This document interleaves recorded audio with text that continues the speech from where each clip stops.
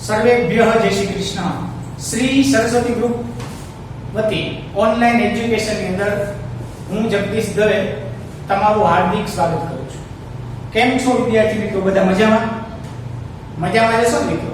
હવે તમે બધા જ મને ઓળખો જ છો, છતાં પણ ઘણા એવા સ્ટુડન્ટ હોય કદાચ ન મળ્યા હોય અથવા તો ન્યૂ એડમિશન હોય, મને ઓળખતા ન હોય, તો હું ટૂંકમાં મારો પરિચય આપી દઉં. મારું નામ છે દવે સર, આખું નામ છે Dave Jagdish, MA BA with Sanskrit. અને હવે પછી એટલે કે આજથી આ વર્ષની અંદર તમારું જે સંસ્કૃત છે મિત્રો એ હું લેવાનો છું. બરાબર છે? તો હવે મિત્રો શરૂઆત કરીએ. નવા વર્ષે નવી શરૂઆત કરીએ. સંસ્કૃતમાં એક સરસ મજાની સૂક્તિ છે, દિને દિને નવમ નવમ. આપણે દિવસે અને દિવસે કાંઈક ને કાંઈક નવીનતા આપણા જીવનની અંદર આવવી જ જોઈએ. દિવસે અને દિવસે કાંઈક ને કાંઈક થોડો ઘણો ચેન્જીસ આવવો જોઈએ, જરૂરી છે. અત્યારે કેમ છે, ટેકનોલોજી છે આગળ વધતી ગઈ. પહેલાના સમયની અંદર આપણે બધાને ખબર હોય તો કોલ કરવા હોય તો STD PCO નો ઉપયોગ કરતા, પછી ઓલા રૂપિયા બદલાયા તો સિક્કા નાખીને એમાંથી ફોન કરતા. ત્યાર પછી શું આવ્યું? તો કે ત્યાર પછી ધીમે ધીમે કરતા કરતા મોબાઈલ આવી ગયા, નાના મોબાઈલ આવ્યા, પછી એન્ડ્રોઈડ મોબાઈલ આવ્યા, ને અત્યારે નેટવર્ક 5G સુધી પહોંચવાયું, 2G આવ્યું, 3G આવ્યું, 4G આવ્યું, 5G આવ્યું. ટૂંકમાં કહેવાનો મતલબ કે કેમ ટેકનોલોજી આગળ વધતી જાય છે, એમાં આપણે પણ બધાએ ટેકનોલોજીની સાથે સાથે આપણી જાતને પણ અપડેટ કરવી પડે. જો આપણે અપડેટ નહીં કરીએ મિત્રો તો આપણે બધા પાછળ રહી જવાના છે. સમયની સાથે તો બધાએ ચાલવું જ પડશે. જો સમયની સાથે નહીં ચાલીએ તો સમય જતો રહેશે અને આપણે પાછળ રહી જશું. આપણે પાછળ ન રહી એટલા માટેથી આ વર્ષેથી આપણે સંસ્કૃતની અંદર થોડુંક જાજુ નહીં, થોડોક ચેન્જીસ કર્યો છે કે આપણે જ્યારે પણ ચેપ્ટરની શરૂઆત કરીએ મિત્રો ત્યારે એક સરસ મજાની PPT ટાઈપની સાઇટ બનાવી અને એના ઉપરથી PPT દ્વારા આખા ચેપ્ટરનું તમને એની અંદર જ્ઞાન મળી જાય કે આપણે શું ભણવાના છીએ. બરાબર છે? પહેલા આપણને ખબર પડી જાય કે શું ભણવાના છીએ, તો પછી આપણને ભણવું ખૂબ જ સહેલું લાગે ને. તો એવી જ રીતે મિત્રો આજથી આપણે શરૂઆત કરીએ છીએ. આપણે જે પહેલો લેક્ચર સ્ટાર્ટ કરીએ છીએ એ પહેલા ચેપ્ટરમાં આપણું જે પહેલું ચેપ્ટર છે કોને સંબંધિત છે? તો કે પહેલું ચેપ્ટર છે ને મિત્રો વેદોને સંબંધિત છે, આપણી સંસ્કૃતિને સંબંધિત છે. ત્યાર પછી તો કે આપણા ગ્રંથોને સંબંધિત છે. અને આમ જોઈએ ને તો આખી સંસ્કૃતની જે ટેક્સ્ટ બુક છે મિત્રો, એ આખી ટેક્સ્ટ બુક છે ને એ સિલેબસમાં તો પૂછાવાની છે, પરંતુ જીવન પર્યંત જ્યાં સુધી આપણે લોકો જીવશું, આ પૃથ્વી ઉપર રહીશું, ત્યાં સુધી આ બધા જ ચેપ્ટરો આપણે ક્યાંક ને ક્યાંક આપણા જીવનની અંદર કામ લાગવાના છે. તો આપણી સંસ્કૃતિ શું છે એના વિશેનું આ પહેલું ચેપ્ટર છે. તો આપણને પહેલા એ તો ખબર જ હોવી જોઈએ કે આપણી સંસ્કૃતિ શું છે, આપણું વૈદિક સાહિત્ય શું છે, આપણા ધર્મ ગ્રંથો શું છે, સંસ્કૃતિ કોને કહેવાય, વેદ કોને કહેવાય, મંગલાચરણ કોને કહેવાય, વંદના કોને કહેવાય, સ્તુતિ કોને કહેવાય, પ્રાર્થના કોને કહેવાય, મંત્ર કોને કહેવાય, શ્લોક કોને કહેવાય. આ બધી જ વસ્તુઓ આપણને બધાને ખ્યાલ હોવી જોઈએ. આપણી કમસે કમ બીજી સંસ્કૃતિ નહીં, પરંતુ જે આપણી સંસ્કૃતિ છે એના વિશે તો થોડું ઘણું જ્ઞાન હોવું જોઈએ કે નહીં? હોવું જોઈએ ને. તો એના માટેથી જ આપણે શરૂઆત કરીએ મિત્રો.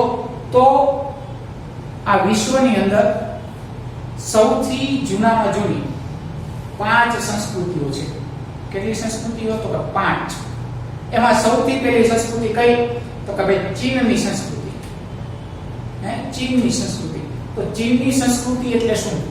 તો કે ચીનની સંસ્કૃતિ એટલે કે સૌથી જૂનામાં જૂની જો કોઈ લિપિ હોય ને મિત્રો, સૌથી જૂનામાં જૂની લિપિ, ભાષા નથી કહેતો, લિપિ લખાણની પદ્ધતિ, એ ચીની લિપિ છે. બીજા નંબરમાં તો કે પછી એમણે કાગળ, એની શોધ, પેન્સિલની શોધ, આ બધી વસ્તુઓ કેમ આવે? તો કે આ બધી વસ્તુઓ લખાણમાં જે કંઈ આપણે પહેલા બધું શું હતું? તો કે પહેલા બધું મોઢે હતું, પછી લખાણની શરૂઆત કરી, લિપિની શરૂઆત કરી ને તો સૌથી જૂનામાં જૂની જો કોઈ લિપિ હોય ને તો એ ચાઇનીઝ લિપિ છે, ચીની લિપિ, એટલે કે ચીની સંસ્કૃતિમાં આવેલું. ત્યાર પછી નેક્સ્ટ નંબર છે માયા સંસ્કૃતિ. માયા સંસ્કૃતિ એટલે શું મિત્રો? તો કે માયા સંસ્કૃતિની અંદર શું હતું ખબર તમને? તો કે એમની અંદર અજીબો ગરીબો નિયમો હતા. કેવા નિયમો? તો કે અજીબો ગરીબ નિયમો, કે આપણે એના વિશે જરા વિચારી પણ શકીએ નહીં.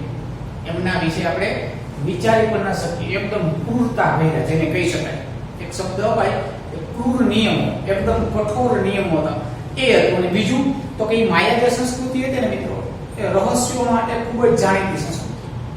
રહસ્યોની અંદર ઘણા બધા હતા જે આપણે અત્યારે વિચારી પણ ન શકીએ, એટલા બધા રહસ્યો. હવે એક એક્ઝામ્પલ તરીકે લઈએ આપણે, કે અત્યારે ઇલેક્ટ્રિસિટી આપણને ખબર પડી કે ભાઈ નર્મદાનો બંધ બનાવ્યો, એની ઉપર પાણીનો ફોર્સ થયો, નીચે આપણે મશીનરી મૂકી જેના દ્વારા ઊર્જા ઉત્પન્ન કરી અને વીજળીની અંદર આપણે કન્વર્ટ કરી અને વીજળી આપણને મળી, બરાબર છે? તો આ હમણાં આપણને બધું પ્રાપ્ત થયું છેલ્લા 50 કે 100 વર્ષ કે 150 વર્ષ અંદર. પરંતુ મિત્રો જે માયા સંસ્કૃતિ હતી ને, એના જે રહસ્યો હતા ને, એ રહસ્યોમાં પણ વીજળીની ક્રિયાઓ, એટલે એ માયા સંસ્કૃતિ દર્શાવે ત્યારે એ લોકો પાસે પણ વીજળીઓ હતી, એ લાઇટનો ઉપયોગ કરતા. આવું આપણને જાણવા મળે છે. માયા સંસ્કૃતિ વિશે આપણે અભ્યાસ કરીએ ને ત્યાર પછી એના પછી ત્રીજી સંસ્કૃતિ હતી મેસોપોટેમિયા સંસ્કૃતિ. આપણે એમ થાય મિત્રો મેસોપોટેમિયા સંસ્કૃતિ એટલે શું? તો કે મેસોપોટેમિયા સંસ્કૃતિ હતી ને, એ કેવી હતી? તો કે એની અંદર તમે જોઈએ તો ભાત ચિત્ર, ગુફા ચિત્ર, આ જે સંસ્કૃતિ હતી ને, કે ભાઈ ચીન સંસ્કૃતિ અને માયા સંસ્કૃતિ એના કરતા થોડીક આગળ એની સંસ્કૃતિ કેવી? તો કે વિકાસ કર્યો. પછી ખેતી લાયક, ખેતીના જે આપણે ગુફા ચિત્ર જોઈએ કે ભાઈ ખેતી છે, તો એ લોકોને ખબર પડી કે આપણે જમીનની અંદર કંઈક એક બીજ વાવીએ તો એમાંથી ઘણા બધા બીજોમાંથી આપણે એક બીજમાંથી ઘણા બધા આપણને બીજો મળે છે, તો થોડી વિકસિત થઈ. એના પછી ચોથા નંબરની સંસ્કૃતિ એવી મિત્રો મિશ્ર સંસ્કૃતિ. કઈ સંસ્કૃતિ ચોથા નંબરની? તો કે મિશ્ર સંસ્કૃતિ. મિશ્ર સંસ્કૃતિ એટલે શું? તો કે આપણે ઘણી વખત જોતા સ્ટ્રક્ચર છે, મોટી મોટી પિરામિડો છે, પછી મમ્મીઝ છે જે હચવાયેલા છે, બરાબર છે? તો એની અંદર પિરામિડ ને મમ્મીઝ ને મોટા મોટા સ્ટ્રક્ચરો, તો એના માટે જાણીતી જે સંસ્કૃતિ છે એને મિશ્ર સંસ્કૃતિ કહેવાય. અને પાંચમી સંસ્કૃતિ કઈ? તો કે ભાઈ સિંધુ ખીણની સંસ્કૃતિ, ઇન્ડસ વેલી. કઈ સંસ્કૃતિ? ઇન્ડસ વેલી, સિંધુ ખીણની સંસ્કૃતિ. અને આપણે એને નામ આપી શકીએ ભારતીય સંસ્કૃતિ, એવું પણ એક નામ આપી શકીએ, ભારતીય સંસ્કૃતિ. મિત્રો પાંચ સંસ્કૃતિ જે મેં કીધી તમને, ચીનની સંસ્કૃતિ, માયા સંસ્કૃતિ, પછી મેસોપોટેમિયા સંસ્કૃતિ, મિશ્ર સંસ્કૃતિ, અને પાંચમી તો કે ભાઈ સિંધુ ખીણની સંસ્કૃતિ. આ પાંચેમાં જો સૌથી કોઈ જૂની સંસ્કૃતિ હોય મિત્રો, તો એ કઈ છે? તો કે એ છે આપણી આ સિંધુ ખીણની સંસ્કૃતિ, સૌથી પુરાતન. શું કામે? તો કે આ બધી જે ઉપરની ચાર સંસ્કૃતિઓ હતી ને મિત્રો, એ કેમાં કામ લાગતી? તો કે એ ભૌતિક જીવન સાથે સંકળાયેલી છે. કેના સાથે સંકળાયેલી છે? ભૌતિક જીવન સાથે. પરંતુ આપણી જે આ હિન્દુ સંસ્કૃતિ છે, જેને ભારતીય સંસ્કૃતિ કહેવાય, ઇન્ડસ વેલી કહેવાય છે, જેને સિંધુ ખીણની સંસ્કૃતિ કહેવાય મિત્રો, એ ભૌતિકતા તો છે તેમાં, પરંતુ વિશેષતા શું છે? તો કે ભૌતિકતાની સાથે સાથે આધ્યાત્મિકતા પણ એની અંદર છે. આધ્યાત્મિક જ્ઞાન. તો આપણી પાસે ખાલી ભૌતિક જ હોય, બધું બંગલો હોય, કરોડો રૂપિયાનો બંગલો હોય, બરાબર છે, પણ લોક મળે ખોલતા ન આવડે તો, જ્ઞાન ન હોય તો શું કામ? બાથરૂમની અંદર સરસ મજાનો ટબ કે કુવારો ગોઠવી દે, એ ચાલુ કરતા જ ન આવડે તો શું કામ? તો જ્ઞાન તો હોવું જોઈએ ને. બીજું તો કે આવો એક જ્ઞાન પણ આપણે કોઈ સંસ્કૃતિ દ્વારા મળ્યું છે, પરંતુ જેના માટે થઈને આપણે પૃથ્વી પર આવ્યા છે, એનો મુખ્ય વજહ, મુખ્ય હેતુ શું છે, એ સમજવું હોય તો શું કરવાનું? તો કે એના માટે થઈને ઇન્ડસ વેલી સંસ્કૃતિ, આ સિંધુ ખીણની સંસ્કૃતિ જે આપણી છે મિત્રો, એની અંદર ભૌતિકતા તો છે જ, પરંતુ સાથે સાથે આધ્યાત્મિક પણ છે. અને આધ્યાત્મિકની વાત કરવામાં આવે મિત્રો, ધર્મની વાત કરવામાં આવે, આધ્યાત્મિકમાં વાત કરવામાં આવે, એટલે આપણા મગજની અંદર સીધું એક જોવા મળે. શું? તો કે સૌથી જૂનામાં જૂનું, વિશ્વનું સૌથી જૂનામાં જૂનું પુસ્તક કયું? તો કે વેદ. સૌથી જૂનામાં જૂનું પુસ્તક કયું? તો કે વેદનું. અને વેદનું કયું પુસ્તક? તો કે ઋગ્વેદ. કયું પુસ્તક? તો કે ઋગ્વેદ. વેદનું જે પુસ્તક છે એમાં ઋગ્વેદ સૌથી જૂનામાં જૂનું પુસ્તક, એક વેદ છે. કે આ દુનિયાની અંદર કાંઈ નહોતું ને કે પુસ્તકો, ત્યારે એક જ પુસ્તક હતું, એ તો ઋગ્વેદ. તો મિત્રો ઋગ્વેદ છે, ઋગ્વેદની અંદર જે આપવામાં આવ્યા ને એ બધી ઋચાઓ છે. એની અંદર ઋચાઓ છે. ઋગ્વેદની અંદર મિત્રો બે પ્રણાલી આવી. ઋગ્વેદનો પૂર્વાર્ધ ભાગ અને ઉત્તરાર્ધ ભાગ. બરાબર છે. પૂર્વાર્ધમાં બધા દેવોની સ્તુતિઓ અને ઉત્તરાર્ધમાં ઋગ્વેદકાલીન સમાજ કેવો હતો એ આપણે વિડિયો લેક્ચરની અંદર બચારે આપણે જ્યારે ભણશું ત્યારે એની અંદર આપણે વધારે એની અંદર ચર્ચા કરશું. અત્યારે તમને ખાલી માહિતી આપું કે એની અંદર બે પાર્ટ આવે. બરાબર છે. હવે ઋગ્વેદના મંત્રો છે કઈ રીતે લખાણેલા હોય તો કે આપણે ફોટો દ્વારા જોઈ શકીએ. ત્યાર પછી ઋગ્વેદ એક જ હતો અને ત્યાર પછી વેદવ્યાસ નામના ઋષિ થયા અને ઋગ્વેદ ખૂબ જ અઘરો હતો એટલે એમાંથી બે વેદ બનાવ્યા. એમાં પહેલો વેદ બનાવ્યો યજુર્વેદ. યજુર્વેદ છે એના પણ બે ભાગ પાડ્યા, શુક્લ યજુર્વેદ અને કૃષ્ણ યજુર્વેદ. તો કે શુક્લ યજુર્વેદની અંદર શું છે, કૃષ્ણ યજુર્વેદની અંદર શું છે, તો કે એ પણ આપણે માહિતી પછી જ્યારે વિડિયો લેક્ચર છે ત્યારે ડીપમાં જશું કે એકમાં જીવ જગત અને જગદીશનું જ્ઞાન છે, એકમાં કર્મકાંડ વિધિ વિધાન હોમ હવન છે અને કઈ રીતે છે એ આપણે જોઈ શકીએ કે એનું લખાણ કઈ રીતે છે. વેદના મંત્રો એને યજુર્વેદ સંહિતા કહેવાય કે કઈ રીતે લખાય છે.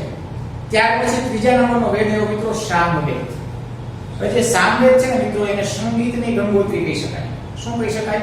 સંગીતની ગંગોત્રી. શું કામ? તો કે સામવેદ છે ને એની અંદર એક આખું શાસ્ત્ર છે જેનું નામ છે ગાંધર્વ શાસ્ત્ર.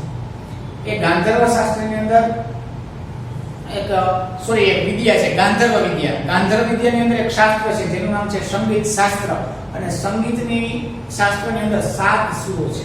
સા રે ગા મા પ ધ ની સા. બરાબર છે. જે કઈ ગાયન આપણે ગાઈએ ને સંગીત જે કઈ છે એ બધું જ જન્મ્યું એટલે સામવેદને સંગીતની ગંગોત્રી કહેવાય. અને એને આ રીતે આ સંહિતા છે એના મંત્રો આ રીતે લખેલા છે. ત્યાર પછી ચોથો વેદ, 3 જ વેદો હતો. પછી અથર્વા અને અંગિરા નામના ઋષિ થયા. એમને વેદની રચના કરી. રચના તો ન કહી શકાય પણ મંત્ર દ્રષ્ટા વિના અને અથર્વવેદની સ્થાપના કરી. અથર્વવેદની અંદર તો કે જ્યોતિષનું જ્ઞાન, ખગોળનું જ્ઞાન, ભૂગોળનું જ્ઞાન, નક્ષત્ર ગ્રહોનું જ્ઞાન, ત્યાર પછી તો કે ભાઈ જાદુઈ વિદ્યા, આવું ઘણું બધું અને ખાસ કરીને તો આયુર્વેદ, ઔષધીય જ્ઞાન, જે ચરક સંહિતા આપણે જે ભણી ગયા બરાબર છે બધું જ આમાંથી ઉત્પન્ન થયું. અને એનું પણ લખાણ આ રીતે યજુર્વેદ સંહિતા છે એના મંત્રો આ રીતે લખેલા છે. એની અંદર કાંડ આવે, પહેલા શું આવે? કાંડ આવે, પછી એનું સૂક્ત આવે, પછી એનો મંત્ર આવે. ત્યાર પછી મિત્રો આ બધી જે સંસ્કૃતિ છે એમાં આપણી જે સંસ્કૃતિમાં મુખ્ય વેદો 4 અને પછી આપણી સંસ્કૃતિનું મુખ્ય કામ શું? તો કે સ્વ માટે નહીં, પોતા માટે નહીં, તો કે વસુધૈવ કુટુંબકમ. વસુધા એટલે શું? તો કે આખી પૃથ્વી, વિશ્વ, જગત. આપણે પૃથ્વીનો નકશો જે હોય ને વિશ્વ જગત એને બધાને કુટુંબક એટલે કુટુંબની ભાવનાથી જોવાનું. ક્યાંય વેદના મંત્રોમાં 4 માંથી એક વેદોમાં, પુરાણોમાં ક્યાંય પણ એવું નથી કે ફક્ત ભારતીય માટે જ છે. ક્યાંય એવો શબ્દ તમને જોવા મળશે નહીં. હા, ભારત દેશનું વર્ણન છે પરંતુ સ્પેશિયલ ભારત માટે જ છે એવું ક્યાંય જોવા મળશે નહીં. તો શું કીધું? વસુધા ઇવ વસુધૈવ કુટુંબકમ. એ વસુધાની માફક એટલે કે આખી પૃથ્વી છે એને કુટુંબથી ભાવનાથી જોવા માટે થઈ અને આપણી જે ઇન્ડસ વેલી સંસ્કૃતિ છે બરાબર છે, સિંધુ ખીણની સંસ્કૃતિ છે એ જાણીતી છે એટલા માટે સૌથી જૂની અને પુરાતન છે. ત્યાર પછી તો કે આપણે એક બીજા ચિત્ર દ્વારા સમજી શકીએ વસુધૈવ કુટુંબકમ કઈ રીતે. વૃક્ષ છે તો વૃક્ષ હોય મિત્રો તો વૃક્ષના મૂળિયા હોય ને જમીનમાં, એ મૂળિયા શું કરે? તો કે મૂળિયું એક જ હોય પરંતુ એ મૂળિયું શું કરે? તો કે બધાને એક સરખું પોષણ આપે. બધાને શું આપે? એક જ સરખું પોષણ આપે ને. પાંદડાને એટલું પોષણ મળે, ડાળીને મળે, એના ફૂલને એટલું જ પોષણ મળે, એ ફૂલમાંથી જે ફળ થાય એને પણ એટલું જ પોષણ મળે. તો આપણી જે હિન્દુ સંસ્કૃતિ છે, જે સિંધુ ખીણની સંસ્કૃતિ છે મિત્રો, એ શું કરે છે? તો કે સિંધુ ખીણની જે સંસ્કૃતિ છે ને મિત્રો એ બધાને એક જ સમાન પોષણ આપે. વસુધા વસુધા એટલે કે સમગ્ર વિશ્વને, સમગ્ર પૃથ્વીને એક જ રીતે જ્ઞાન આપે છે. એટલા માટે થઈ અને આપણે જે કંઈ આપણી સંસ્કૃતિ છે એ કેવી છે? તો કે વસુધૈવ કુટુંબકમ. વસુધા આખી પૃથ્વીને સાથે આપણે સ્વ માટે નહીં સર્વ માટે વિચારનારા છીએ. આપણા વેદના મંત્રો હોય કે પછી પુરાણોના શ્લોકો હોય. ત્યાર પછી આપણી સંસ્કૃતિનો પાઠ આવે મંગલાચરણ. મંગલાચરણ એટલે કે શું? તો કે આપણે કોઈ પણ કાર્યની શરૂઆત કરીએ ને ત્યારે આપણી સંસ્કૃતિની અંદર મંગલાચરણ છે. એમ આપણે જો આ સિલેબસ ચાલુ કરીએ ને તો આપણું પહેલું ચેપ્ટર છે ને મંગલાચરણનું જ છે. પહેલું ચેપ્ટર કેનું છે? તો કે મંગલાચરણનું જ છે. મંગલાચરણ એટલે કે કોઈ પણ સારું કાર્ય કરીએ ત્યારે આપણા ઈષ્ટદેવ છે, આપણા કુળદેવ છે, અથવા તો આપણે જેના પર ભરોસો શ્રદ્ધા છે એનું નામ લઈ અને આપણે શરૂઆત કરીએ. આપણે ખાસ સ્ટુડન્ટ છીએ, વિદ્યાર્થી છીએ, તો માં સરસ્વતીની પ્રાર્થના કરી અને આપણે પછી આગળ વધીએ. એના માટેનું પહેલું ચેપ્ટર છે. અને બીજું તો કે એમની અંદર જ શું છે મિત્રો, તો કે એક આપણે બીજું પણ જોયું હોય મંગલાચરણમાં. શું? તો કે દીપ પ્રાગટ્ય. આપણે સ્કૂલની અંદર પણ નાની મોટી ઇવેન્ટ થતી હોય, કોઈ ફંક્શન હોય, તો આપણે જોયું હોય ને કે દીપ છે એનું પ્રાગટ્ય કરે, પછી ટ્રસ્ટીઓ હોય, કોઈ મહેમાનો બોલાય હોય, એ બધાને સાથે બોલાવી અને પછી આપણે શું કરીએ તો કે દીપ પ્રાગટ્ય કરીએ. એટલે કે શું કે અમારા જીવનની અંદર પણ અંધકાર રૂપી જે અમારું જીવન છે એ દૂર થઈ જાય અને અમારું જીવન છે એકદમ પ્રકાશિત થાય. તો મિત્રો આપણા પહેલા ચેપ્ટરની અંદર આ જ વસ્તુ આપણે બધાએ ફોલો કરવાની છે. સંસ્કૃતિઓ વિશે જોવાનું છે કે ભાઈ સંસ્કૃતિ એટલે કે શું છે, કેટલી સંસ્કૃતિ, તો કે 5 સંસ્કૃતિ. એમાં સૌથી જૂનામાં જૂની આપણી ઇન્ડસ વેલી એટલે કે સિંધુ ખીણની સંસ્કૃતિ, એના વિશે ભણવાનું. પછી એમાં તો કે 4 વેદો છે, વેદોમાં પણ શ્લોકો છે, મંત્રો છે. પછી એમાંથી પુરાણથી આ પુરાણની અંદર શ્લોકો છે. તો આપણે પહેલા ચેપ્ટરની અંદર મંત્ર અથવા તો શ્લોક જ ભણવાના છે. એ કેના આધારિત છે? તો કે મંગલાચરણને આધારિત છે. મંગલાચરણ એટલે કે દીપ પ્રાગટ્ય, કોઈ કાર્યની શરૂઆત કરીએ એના માટે જ આધારિત છે. તો મિત્રો હું આશા રાખું છું કે તમને આ લેક્ચર દ્વારા સરસ મજાનું આપણે શું ભણવાના છીએ આ ચેપ્ટરમાં એ તમને જ્ઞાન પ્રાપ્ત થયું હશે. બરાબર છે? તો હવે આપણે મિત્રો નેક્સ્ટ લેક્ચરની અંદર આપણે ચેપ્ટરની શરૂઆત કરશું. ચાલો, સર્વેભ્યઃ જય શ્રી કૃષ્ણ, જયતુ સંસ્કૃતમ.